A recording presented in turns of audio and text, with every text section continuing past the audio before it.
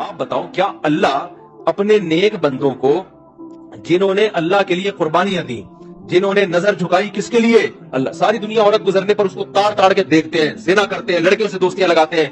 اس نے کہا نا نا نا, میرا رب اس عمل پہ راضی نہیں ہوتا, میں عورت کی طرف نگاہ اٹھا کے نہیں دیکھوں گا. ساری دنیا نشے میں, شراب میں, کوئی آئس لے رہا ہے, کوئی کیا کر رہا ہے, کہتا ہے نا نا نا نا, میں سکون کے لیے وہ طریقہ اختیار نہیں کروں گا جو میرے رب نے مجھ پہ حرام کر دیا.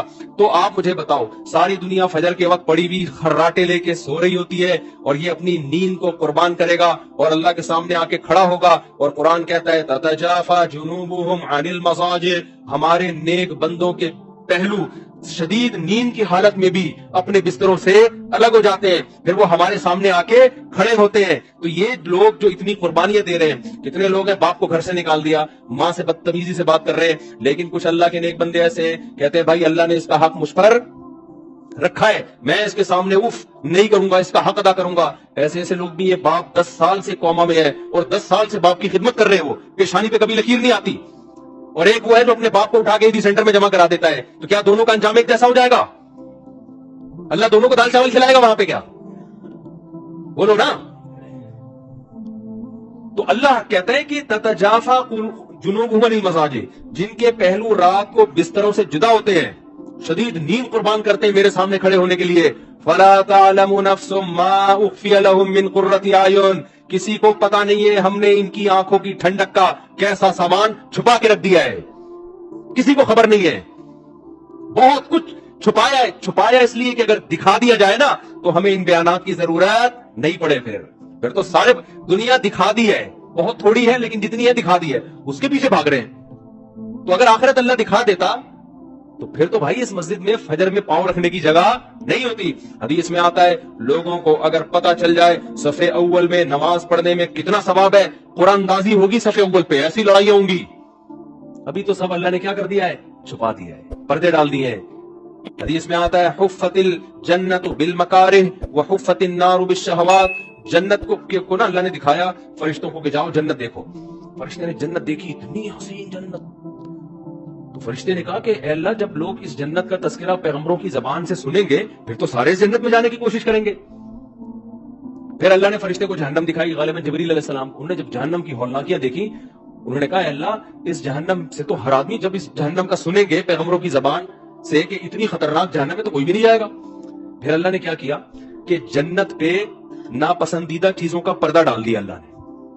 نماز پڑھنی پڑے گی, سردی میں وضو کرنا پڑے گا, ماں باپ کی اطاعت, زنا سے بچنا, یہ ساری چیزیں انسان کو اچھی لگتی ہیں یا مشکل ہوتی ہے اس میں؟ نشہ نہیں کرنا, شراب نہیں پینا, قتل نہیں ہے, حرام نہیں کمانا, جھوٹ نہیں بولنا, اتنی ساری چیزوں کا پردہ ڈال دیا. اور جہنم میں کیا کیا, خواہشات کا پردہ ڈال دیا. جہنم جانے کے لیے زنا کرو, شراب پیو, نمازیں ضائع کرو, ماں باپ کا دل دکھاؤ, رشتہ داری جوڑنے کے بجائے توڑو, کوئی تمیز سے بات نہیں کرتا, اینٹ کا جواب پتھر سے, وہ ایک گالی دے آپ جواب میں 10 گالیاں. چٹکلے آتے رہتے ہیں, کیا کروں میں. ملا نصیر الدین جو تھے نا, ان کا گالیوں میں مقابلہ ہوا کسی سے. ایک بوڑھی عورت نے ملا نصیر الدین کو گالی دی, انہوں نے بھی جواب میں گالی دے دی.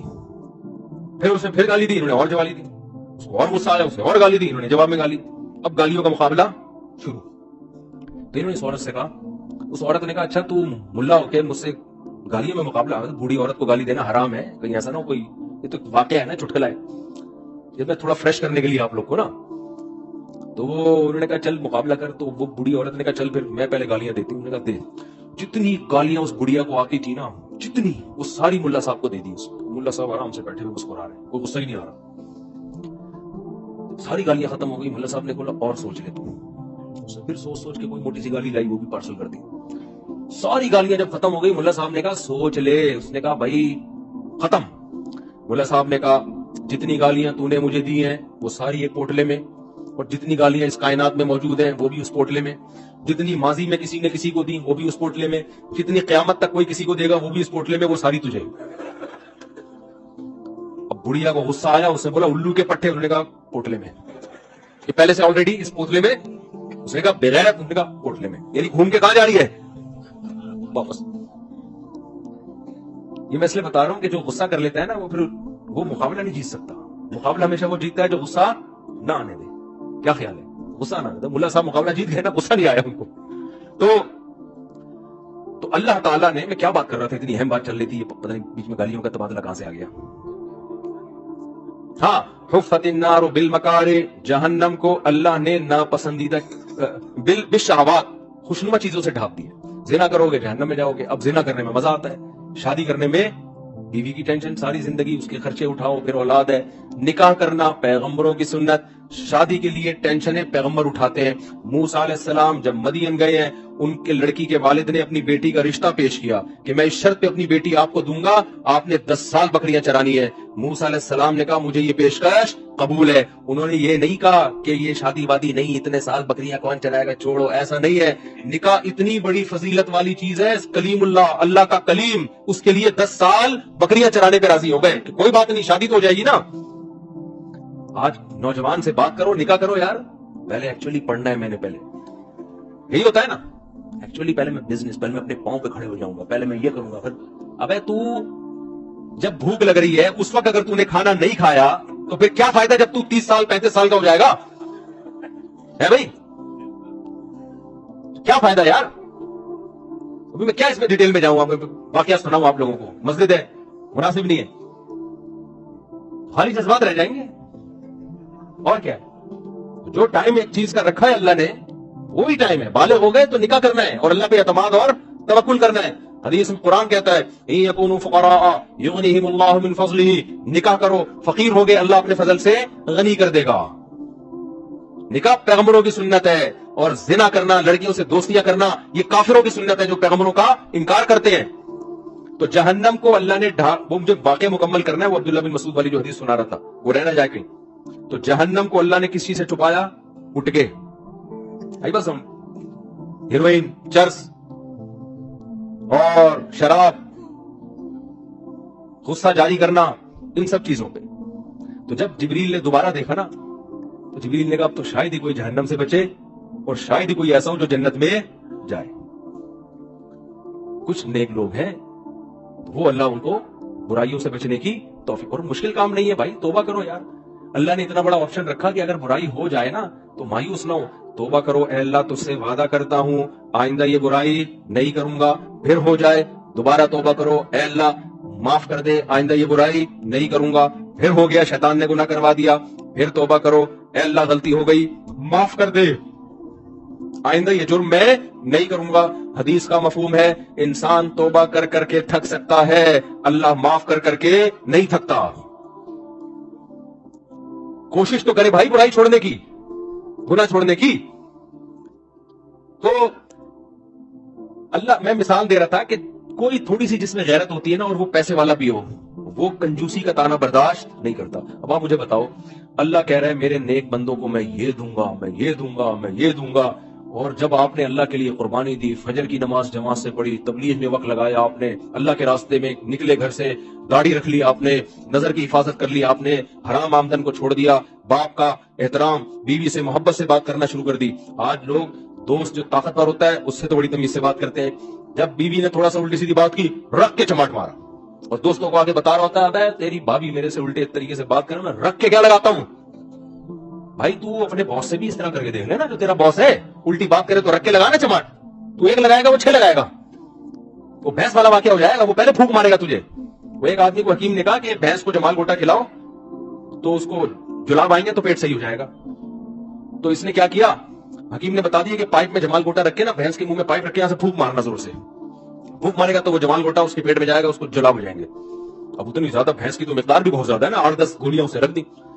حکیم صاحب مطمئن کہ بھینس کا پیٹ صاف ہو گیا ہوگا, لیکن کئی دن ہو گئے بندہ ہی نہیں آ رہا. تو حکیم صاحب اس کے پاس گئے, دیکھا وہ چارپائی پہ لیٹا ہوا, ہڈیوں کا ڈھانچہ بنا ہوا ہے, جلاب لگے ہوئے ٹائٹ. حکیم صاحب نے بولا تو مجھے یہ بتا, تو نے بھینس کے منہ میں پائپ رکھا تھا, اس نے کہاں رکھا تھا, اس میں جمال گوٹا ڈالا تھا, اس نے کہاں ڈالا تھا, پھونک ماری تھی, اس نے کہا ماری تھی. کہہ رہا پھر ہوا کیا, کہہ رہا اس نے پہلے مار دی تھی پھونک, میری پھونک سے پہلے اس نے وہ ساری میری پیٹ میں چلی گئی دوا.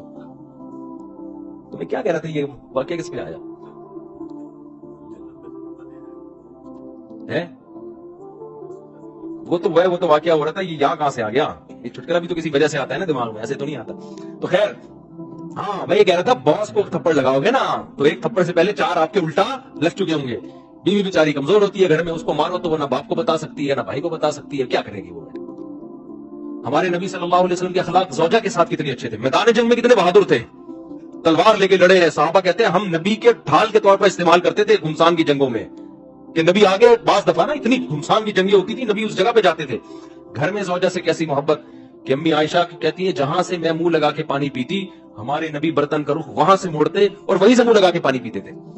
آج غیرت دکھا رہا ہے سارے گھر کے اندر، اور وہاں چنگیز خان بنا ہوا ہے، دوستوں میں بیٹھا ہوتا ہے، کتنے اخلاق سے ہاں ہاں گپ شپ چل رہی ہے گٹر کے ڈھکن پہ بیٹھ کے، اور باتیں ہو رہی ہیں. کراچی میں تو یہی ہے نا، اسی وجہ سے کوئی ڈھکن باقی رہ گئے گٹروں میں. تو اور جب گھر میں آئے گا تو جیسے ہلاکو خان نے بغداد پہ حملہ کر دیا ہے. تو حدیث میں آتا ہے سب سے اچھے اخلاق گھر والوں کے ساتھ ہونے چاہیے. تم میں سب سے اچھے اخلاق کس کے ساتھ ہونے چاہیے؟ باہر والے بعد میں ہیں. تو جلدی سے بات کو سمیٹ کے میں ختم کرتا ہوں. مجھے توقع نہیں تھی میں اتنی لمبی بات کروں گا، آج اتنا گلا میرا خراب اور طبیعت صبح سے سیٹ نہیں تھی. میں نے کہا 10 منٹ بات کروں گا، تو یہ آپ کے شوق میں اللہ نے اتنا بلوا دیا مجھے آج. تو اب مجھے ایک بات بتاؤ کہ جو اللہ اتنے بڑے بڑے وعدے کر رہا ہے کہ جو میرے لیے قربانی دے گا، زنا سے بچے گا، برائی سے بچے گا، نماز پڑھے گا، روزہ رکھے گا، تو میں اس کو ایسی ایسی نعمتوں سے نوازوں گا. تو آپ کیا تصور کرتے ہو کہ جب جنت میں جاؤ گے تو وہ دال چاول لائے گا آپ کے لیے؟ ہے بھائی، وہ ایسا کچھ دے گا نا، کیونکہ اللہ میں اتنی غیرت ہے کہ اللہ اپنی طرف کنجوسی کے تانے کو پسند نہیں کرتا. یہودیوں نے نبی صلی اللہ علیہ وسلم کے دور میں ایک دفعہ یہ کہہ دیا کہ اللہ کے ہاتھ بندے ہوئے ہیں، اللہ ہمیں بہت تھوڑا تھوڑا کر کے دیتا ہے. اللہ کو اتنا غصہ آیا، سورہ مائدہ میں اللہ نے آیتیں نازل کی. اللہ نے فرمایا وقالت الیہود ید اللہ مغلولہ، یہودی کہتے ہیں اللہ کے ہاتھ بندے ہوئے ہیں، غلت ایدیہم، ان کے ہاتھ بندے ہوئے ہیں، یہ کنجوس ہے. بل یداہ مبسوطتان، اللہ کے دونوں ہاتھ کھلے ہوئے، ینفق کیف یشاء، جیسے چاہتا ہے اپنے بندوں پہ لٹا رہا ہے. اب اللہ معاذ اللہ نقل کفر غیرت نہ ہوتی تو یہودیوں نے جب اللہ کو یہ تانا دیا تو اللہ آیتیں نازل کر کے یہودیوں کو برا بلا کہتا ہے لعنوا بما قالوا، اللہ کہتے ہیں ان پر لعنت ہے، انہوں نے مجھے کنجوس کہہ دیا. غیرت ہے تبھی تو اللہ نے کہا نا. اب ایک آدمی کوئی سیٹ ہو غیرت ہی نہ ہو، آپ اس کو بولو کہ یار تو دال چاول کھلائے گا تو تیرے پہ تو یہ نہیں سوٹ کرتا یار، تو بکرے شکرے چربی میں ڈال کے ذرا کھلانا یار، تو ورنہ تجھے لوگ کنجوس کہیں گے. تو جواب میں کہہ دے تو کیا ہے یار، یہ تو ایکچولی میری تعریف ہے. تو اللہ میں چونکہ غیرت ہے نا، اس لیے اللہ نے اس تانے کو برداشت نہیں کیا. قرآن میں آیتیں نازل کی کہ لن پر لعنت، مجھے کنجوس کہتے ہیں. یداہ مبسوطتان، میرے دونوں ہاتھ کھلے ہوئے ہیں، دونوں ہاتھوں سے لٹا رہا ہوں. تو آپ بتاؤ وہ اللہ جو اپنے آپ کو جواد اور کریم اور سخی کہتا ہے، کنجوسی کے تانے کو پسند نہیں کرتا، کیا وہ جنت میں اپنے بندوں کے لیے عیش و عشرت کا تھوڑا سا سامان رکھے گا؟ ہے بھائی، صرف اتنا کرے گا جیسے مری میں اور سوات مردان میں چشمے ہوتے ہیں بس. تبھی قرآن کہتا ہے ایسا انتظام کیا ہے جو کسی آنکھ نے دیکھا نہیں، کوئی کان اس کی حقیقت سن نہیں سکتا. وما خطر علی قلب بشر، تم تصور کرتے چلے جاؤ گے نا اس عیش و عشرت کا، تمہارا تصور جہاں ختم ہوگا جنت اس سے بھی اوپر کی چیز ہے، اس سے بھی اوپر کی چیز ہے. تو اس جنت کے مقابلے میں ان دو ٹکے ہیں کہ نہیں ہے؟ کچھ بھی نہیں ہے بھائی. یہ تو عمریں کتنی ہے یار، 60-70 سال، اور آدھے سے زیادہ تو میرا خیال ہو چکی ہے. یہاں تو کچھ بچے بیٹھے ہوئے وہ شاید 50-60 سال زندہ رہ لیں، باقی بہت سے تو 10-20 سال کی، وہ بھی اگر بچ گئے، ورنہ کوئی پتہ نہیں. کراچی میں تو ویسے ہی روزانہ لاشیں گر رہی ہیں، کوئی مچھر آگے کاٹ لے گا پتہ ہی نہیں چلے گا. ابھی ایک 35 سال کی کینسر اسپیشلسٹ ڈاکٹر، کینسر کی اسپیشلسٹ، 35 سال عمر، اس کے بھائی نے بتایا میری بہن کو کینسر ہوا اور انتقال ہو گیا. جو کینسر کا علاج کر رہی ہے خود کینسر سے مر رہی ہے. یہ دنیا ایسی پھر اس میں کوئی قرار نہیں ہے بھائی اس دنیا کو.